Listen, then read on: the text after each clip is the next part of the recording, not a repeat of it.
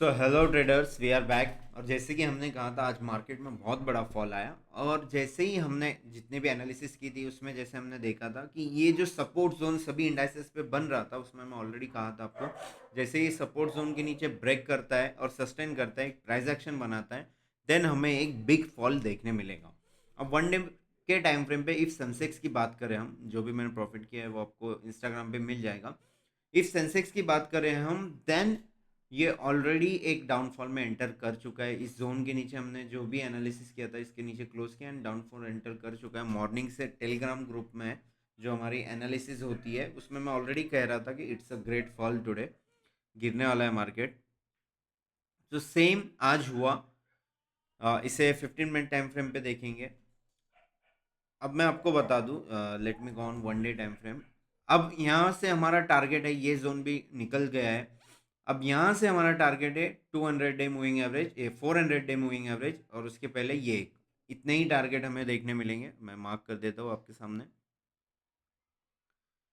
This will be और to targets. ये हमारे फॉलिंग का वन डे बिगर टाइम फ्रेम पे टारगेट्स है।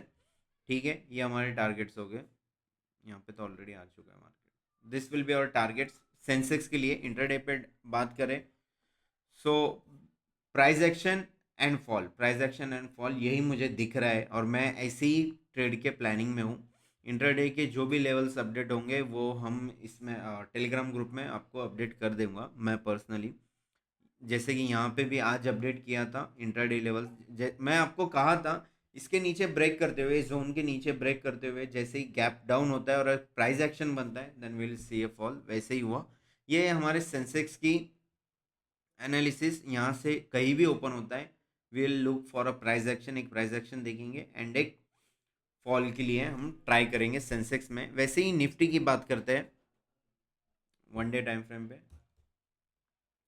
सेम, निफ्टी ने भी same indices support zone break कर चुका है, उसके नीचे क्लोजिंग हो चुकी है and it's going for a fall. Upcoming target हमारा होगा this one, upcoming target one, and next will be 400 day EMA. ये हमारा 400 डे ईएमए है।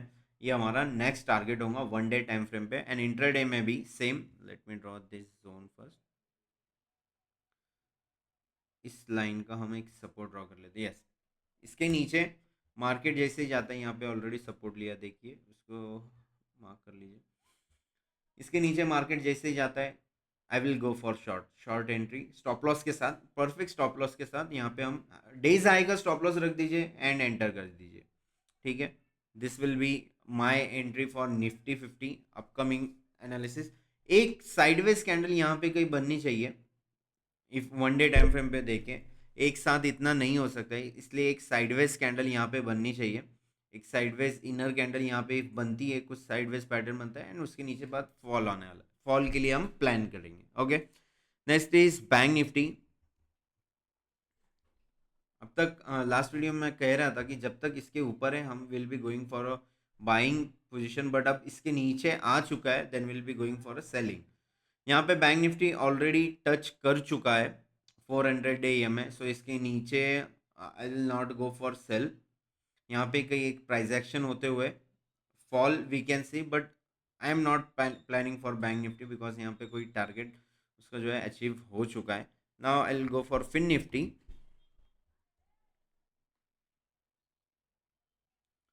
फिन निफ्टी की भी सेम बात करते हैं हम। यहाँ पे price action same support level 15 minute की बात करते हैं। देखिए एग्जैक्टली मैं कहा था इसको, इस जोन के नीचे क्लोज होना चाहिए, क्लोज होते हैं एक प्राइस एक्शन बनना चाहिए, उसके बाद हमें एक सेलिंग देखने मिलेंगी। सेम चीज हुआ। और एल्स अपसाइड रहता है तो हम एक अपसाइड का प्लान करते हैं, बट उसके नीचे ब्रेक किया है, so will be going for selling. यहाँ पे इसके टारगेट डिसाइड कर लेते हैं। फास्ट, वेरी इजी एनालिसिस आज।